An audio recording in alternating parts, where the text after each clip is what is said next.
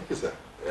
Going by what you have done, NAMA has really done well in terms of equipment, infrastructure. But one area that we still have problem with is during Harmattan. How do we solve this problem? Because there has been a lot of argument that aircraft land in zero visibility in most part of the world, but in Nigeria, when there's Harmattan days, we have flight delays, and every accusing finger is pointing at NAMA. How do we mitigate this? What do we need to do? What does NAMA need?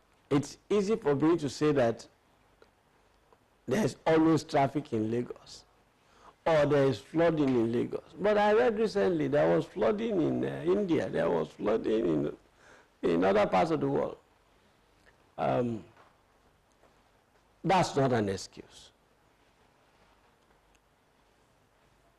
True enough, we have, during the Harmattan season, reduced visibility. And because of the minimums that are provided, the landing minimums provided for different categories of landing aid, some flights may be cancelled, or well, some approaches might have to be cancelled. There is the minima for a viewer approach, well, starting from an NDB approach is different from the minimum for an NDB is lower than that of a viewer, and the viewer is lower than that of an ILS. And depending on the quote category of ILS, whether it is category 1, category 2, category 3. True. These technologies have been available for quite a while. When I got here, what we did was we called for a meeting between NAMA and the operators, the airline operators of Nigeria. Because it's not good enough to just dabble. You have to look at, we have to try and do a cost and benefit analysis. How many flights are cancelled? What is the cost to us? Will we have done a rescheduling? Do we have the means and funding? And NAMA being not a profit-making organization, but a cost recovery, how long are we going to cost the how long will it take us to recover the investment? So we held a series of meetings so that we can have make, if I may say, informed judgment about the need. And it was decided that, okay, fine, we will make effort to start installing ILS category 3 so that we'll improve our ability to land. We know that in snowstorms sometimes people don't land, but it's okay. We are dealing here with what we want to achieve so that our customers and the airlines and the passengers can be able to travel at any given time. We've started the program. The first, we've ordered 2, and they have arrived. Installation will begin next week. We have for Lagos and Abuja. After the completion of this, we'll go into Port Harcourt, Kano, and Katsina, and then the next phase will be for Sokoto, Maiduguri. And it will be based on, shall I say, having a needs assessment. If there is traffic, like if the Harmattan will affect Sokoto more than it will affect Ibadan, it makes sense for us to put in Sokoto rather than Ibadan. So it's not because of a region, but because of the effect and, of course, the traffic density going to some of these places. So to that extent, we are trying to address the problem to make sure that flight guarantees are improved. We believe that before the next Harmattan, which will be about December, the ILS category 3 will have been in place in Lagos and Abuja. But don't let us forget we also have to remind ourselves that there have been alternatives that will have enhanced approaches in minimal weather in the past, like the RNAV and performance-based navigation approaches, which have not been taken full advantage of by the domestic operators. Yes, ILS Category 3, the equipment provided by NEMA is half of the story. Let us look at some of the other things, other requirements. Of course, FAN knows that they have to provide certain things. So FAN has to ensure they have provide what is required. But the operators, they have to have the equipment. Like I said on the PBN, only ARIC, as far as we know and have been certified to do PBN approaches. And we have PBN approaches for 26 airports. So who are we? We designed those and made effort for them for what? For international carriers. Our people have to take advantage of it. When we put ILS Category 3 in, from the operator side, it will require pilot training, onboard equipment, and recurrent training every 6 months to guarantee that the pilots are qualified. So the government and NEMA putting an ILS Cat 3 in Lagos and Abuja and Sokoto and Port Harcourt and Katsina will also demand that other other things associated with the Category 3 approach conditions have to be met. FAN has to meet their sides, and so also the operator. So the operator must have those, must meet their own requirements to be able to benefit from it. I do hope that as we prepare for this, and we have been talking about it, our domestic carriers should also be training and getting ready, training-wise, equipment-wise, to be able to take full advantage of it. Otherwise, why should government invest in something that is not used? The program continues shortly. Stay with us.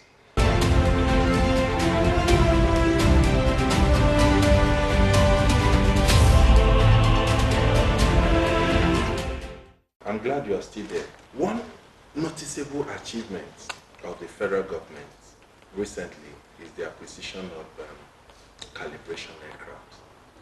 How important is this to your operations? In a nutshell, very, very essential. I'm trying to look for a way to be able to simplify it so that the audience, the viewers can appreciate the points. When we put in navigation aids,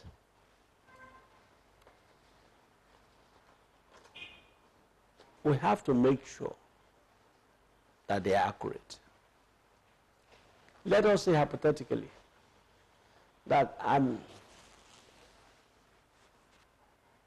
a traffic monitoring person, and I say that the limitation on the road going to Ibadan by law, I don't know what the figure is, 70 kilometers per hour, 100 kilometers per hour, and 100, and I flag you down. I say you are overspeeding. You should be able to ask, I should have the means to be able to tell you that, yes, you have exceeded it. If I have a radar gun, I can actually capture your speed. But what my radar gun reads is only as correct as when it was last calibrated. Now, look at that in our environment, where we install navigation aids that are supposed to guide pilots or airplanes onto the center of the runways in a manner that they can land safely. If the guidance is incorrect, it becomes unsafe. And the requirements by ICAO, the International Civil Aviation Organizations, have laid down for us on a global scale how often we should calibrate, measure against standards. And this, I mean, ILSs are supposed to be calibrated every 6 months, a few hours every 12 months. We have puppies that have to be calibrated also. So, what we have been doing in the recent past is we have been contracting either ASECNA or other companies out of the country, South Africa, and paying them to provide these services. Two ways to look at it is capital flight. So we are paying people to provide services for us that we can do for ourselves. The other point is that we need to benefit from the technology by having our people becoming flight inspectors and being the pilots who do the flights. We also benefit by virtue of the fact that, look, that airplane is just next door. So if somebody complains and says, Lagos ILS is not functioning properly, say, okay, no problem. With our ground engineers go, first of all, we can do a ground check. After having done the ground check, we can call the flight department and say, come and calibrate it. You can't do that with ASECNA because their airplanes might be outside doing other jobs. It's not that our own airplane cannot be doing other jobs. It will be doing other jobs. But at least it will be within our quote and unquote beck and call. So to that extent, we'll stand to benefit from it tremendously. And we'll save a lot of money from it. And don't forget that NAMA is statutorily empowered to provide air traffic services nationwide. A lot of states are building airports and runways for themselves, and they are buying equipment. So they also require us to be able to calibrate for them so that we're all on the same page. Again, if we have an airplane, it will make it easier for them to be able to, for us to be able to provide that service for them. So the calibration aircraft is a big plus.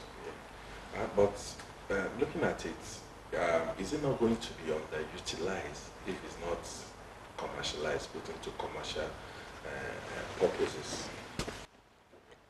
If it is not commercialized, yes. It might, like you say, be underutilized, but there's plenty of work to be done around here. Don't forget that. I don't want to go into country by country. In the whole of West Africa, which country has as many airports as Nigeria? Which country has as robust an aviation industry as Nigeria? So, like I said, I generally don't go into specifics based on nations, but do the math yourself, do the research. We have, going over 30 airports in Nigeria, over 30, and each one of them has an aid. And there are airstrips that will graduate somewhere along the line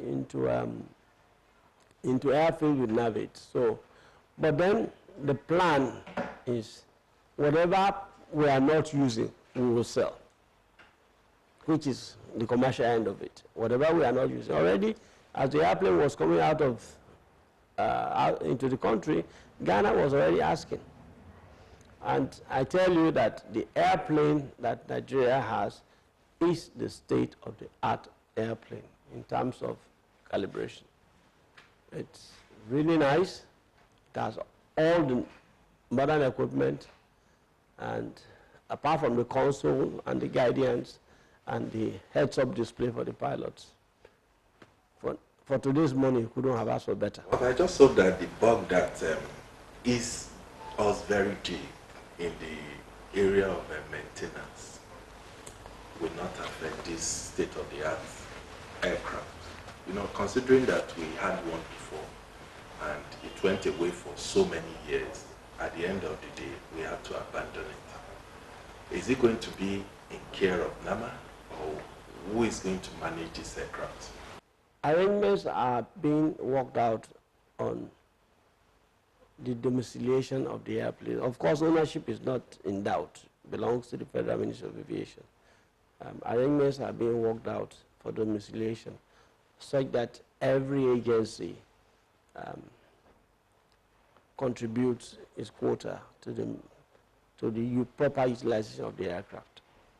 As far as maintenance, I am certain that we've learned. So I have no doubt that the airplane will be maintained properly, and it will be maintained properly. Provision is made for maintenance, you know, in terms of budgetary allocations, but also whatever commercial inputs we're able to make will help in ensuring. There's no reason why we should not, over time, be able to expand the scope. I mean, in terms of quantum of airplanes, we should be able to get more airplanes.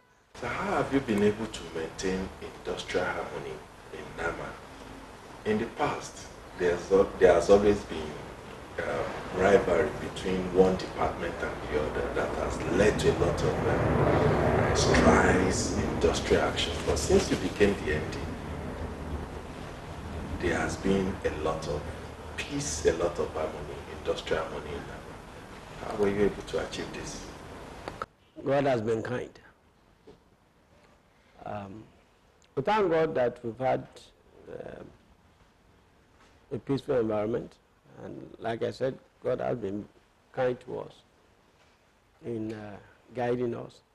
But let's face it, a man of no fixed abode and no visible means of livelihood is a troublesome person. First of all, no home, no job. So if the town is burning, so be it. But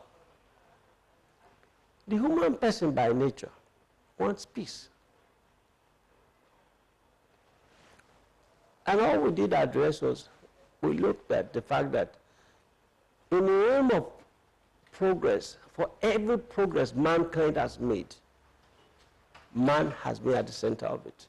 So if we fix man, we can get the progress. So we looked at our workforce. What did they need? There were certain things that they had been denied. We looked at their affordability, and when we said we could afford them, we gave it.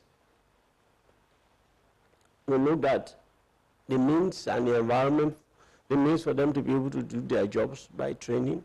We gave it.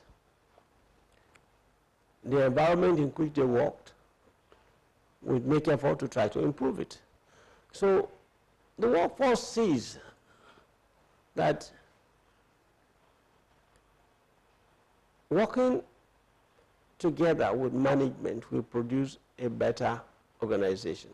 So we've been cooperating, we've been talking, and yes, the road has not been easy.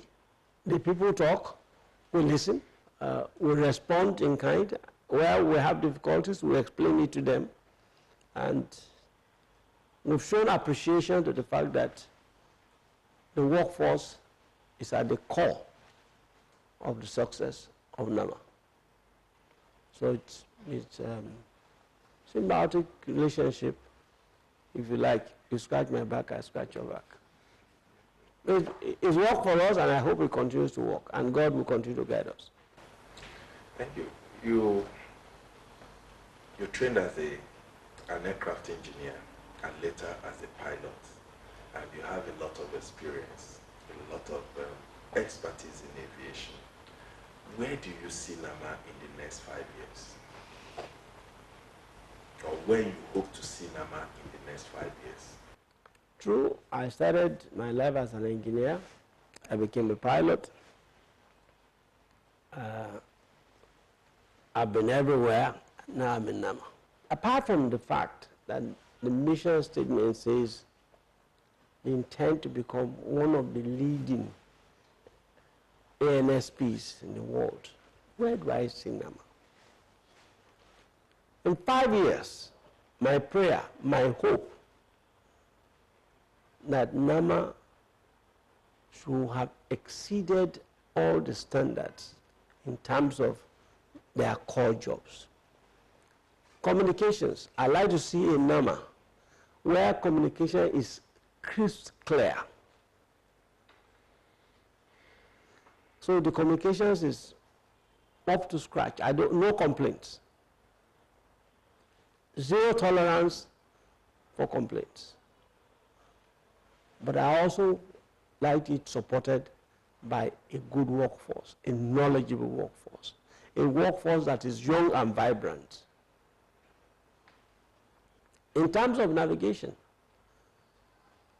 I like to see a number that is not only looking at what we have, that is making sure that the ground aids are addressed properly, looking at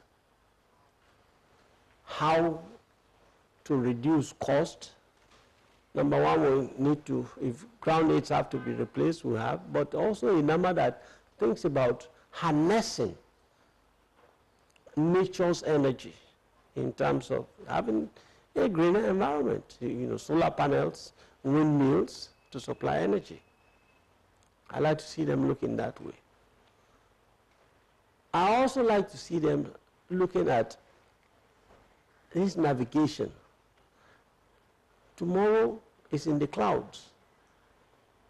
So we will now transit into some of our navigations and our surveillance into the skies. So tomorrow I like to see a number where our radar system is superb, but also not just being good or being safe, but also to see a number that sees itself as a partner to the industry, to the airlines, so that we continue to create an environment that will lower their cost. I don't want to see a number where you want to taxi and you taxi for 45 minutes, you are burning fuel. That is not good. We have to see a number where, okay, the flight time from here to Abuja, for example, is 55 minutes. A number that says, is there anything we can do for the airlines to cut it short? Is there airways that we can create that will make their flight shorter? Is there radar guidance that we can provide that will cut their time? So I'd like to see that. And of course, the future is in the clouds. Guidance for traffic is presented to the air traffic controllers on monitors gathered from either ground-based radar systems, but now we have cloud-based, quote unquote, traffic surveillance systems that can be beamed to you. That is the future. I also want to see a number where some of the products that NAMA has engaged in for years that has not matured, I like to see them coming to fruition. We have the automated AIS system. It has lingered painfully for too long. Because while we are trying to accompany AIS, everybody is doing MHS. My dreams are tall. I want a system in air traffic where we have arrival managers and departure managers. Those are things that they're happening everywhere else in the world. Why can't we have them? I want to see a NAMA where our southeast corridors, where we've had helicopters flying and we have not capturing them, and now government has provided money for multilateration. I'd like to see that happen. I'd like to see the northeast corridor, where we have not been able to monitor some of the issues that have created security problems for us. We can track them by multilateration. I pray that I'm alive in 5 years, and I wish that those things will happen, and they can happen. But beyond all, my dream is to have a group of workers in NAMA that are truly dedicated, that are well educated and properly trained, and the future is in their hands. They can fly. Thank you. Thank you for coming. Well, it's a pleasure meeting you once again. As usual, it was very entertaining. Thank you very much for your time. I wish I had more time, but my director is signaling to me to wrap up. Thank you for coming on the program. See you next week with another interesting edition of the program.